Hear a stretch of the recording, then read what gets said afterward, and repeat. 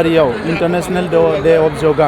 जगानि मुलुगनां सानखौ बेवहाय आसामनि मानगोनां chief minister doctor Himanta Biswa Sharma बिथांनि नुजाथिनायाव फालिनाय जादों आरो बेवहाय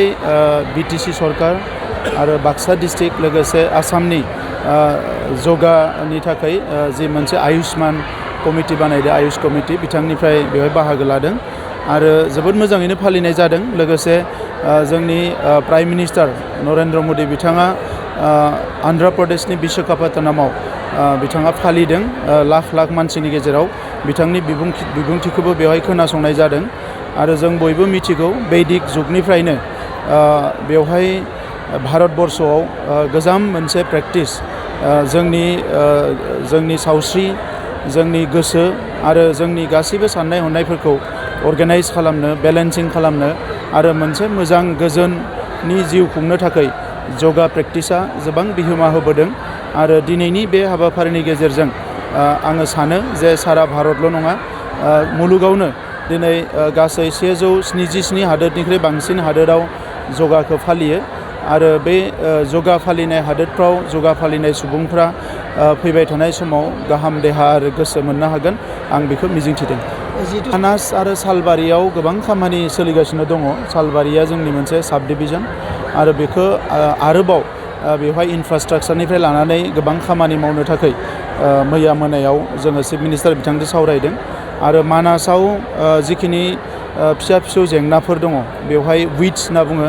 माखासे नाङै हाग्राफ्रा रज'दों जेरावनोखि गांसोनि माने एरियाया खमायलांदों आरो बेवहाय जिखिनि जुनादफोर दङ मोसानिफ्राय लानानै गुबुन गुबुन जुनादफोर बिसोरनि प्रटेक्शननि थाखाय गोदानै एक्सपेडिशन जानाय बै पानबारि एरिया बायदिसिनाफ्राव गोदान रेन्ज अफिस नांगौ गोदानै डिभिजन बानायनांगौ बेवहाय मेन पावार थिसननांगौ बे गासैबो बाथ्राखौ लानानै मैया मोनाबिलियाव जोङो आसामनि चिफ मिनिस्टार बिथांजों सावरायदों आरो लोगोसे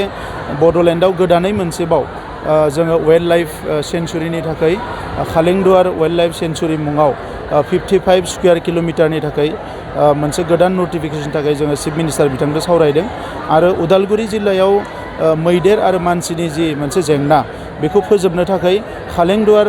जि मोनसे रिजार्भ फरेस्ट बेखौ वाइल्ड लाइफ सेंचुरियाव लांनो हायोब्ला बेवहाय बै ओनसोलाव मैदेरफ्रा खुनु डिस्टारबेन्स गैयाजासे बेवहाय थानो हागोन बेफोरखौ लानानैनो मैया सावरायनाय जादों ओंखायनो फैबाय थानाय समाव मानास आरो सालबारिनि थाखाय मोजां खौरां फैगोन होननानै मानगोनां चिफ मिनिस्टार बिथाङा फोसावदों। जिहेतु लामा मैया गासैखौबो रायज्लायनाय जादों आरो लोगोसे बाक्सा आरो चिरां जिल्लाखौ जि मोनसे फोनांजाबनायनि थाखाय जि दालां नांगौ बेखौबो मैया जिल्ला एबसुआबो सावरायदों आरो बेखौ गासैखौबो चिफ मिनिस्टार बिथांजों सावरायनाय जादों। आं सानो फैबाय थानाय समाव लासैनो ग्रेजुवेलि मोनसेनि उनाव मोनसे खामानिखौ बिथाङा मावफुंगोन। दिनै बे योगायाव बेसेबांसो सुबुं नुजाथिदोंमोन नोंथांमोन? नैबे जायगायाव 2000 सुबुंनि मोनसे टारगेट लानानै खालामनाय जादों नाथाय सारा आसाम नाङै सारा भारत नाङैनो बे योगाखौ फालिनाय जादों।